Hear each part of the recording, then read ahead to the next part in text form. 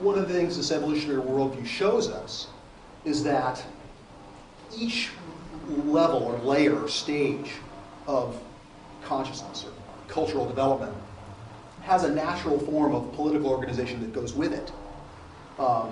Pre-modern societies were traditionally organized around a feudal system, and that's been translated in the current world mostly as dictatorships, right, which we're seeing in a lot of pre-modern societies trying to break out of at the moment. Of course, when you have the emergence of modernism, it brings about relatively effective forms of democracy, constitutional democracy, which we see in developed countries. And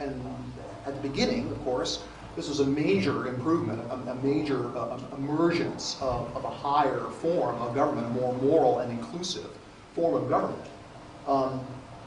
And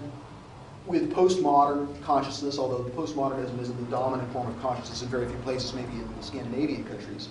you see a more developed form of social democracy, which, whether that works with a population that is spread out across pre-modern, modern, and postmodern is yet to be determined. But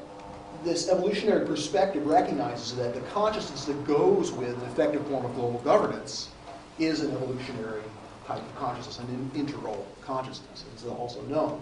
Because without that type of values development,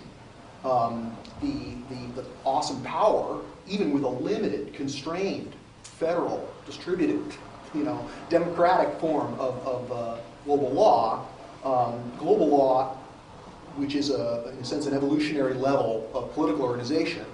populated by modernist consciousness leaders, would be a horrific disaster, right? Just like nuclear weapons in the hands of pre-modern societies, right? It's extremely dangerous. And so that's why what I've learned regarding the issue of global governance is that, especially when it comes to politics, my approach now, although I still advocate it in my latest book that's about to come out,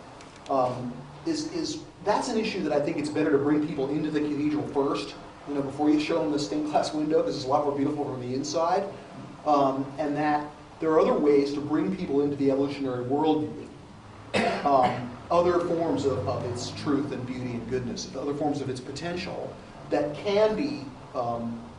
promoted and communicated compellingly to people that will bring them into the evolutionary worldview rather than global governance. Because it's hard to understand, at least intuitively at the gut level, where much of the resistance comes from,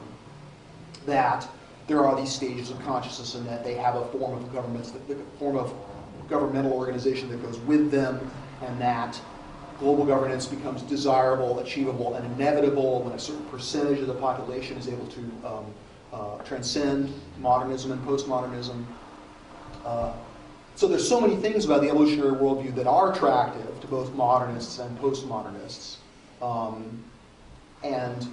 perhaps we can hint at global governance, but I've just learned that it's not the most political thing to lead with that as sort of your primary rallying cry to get people to evolve.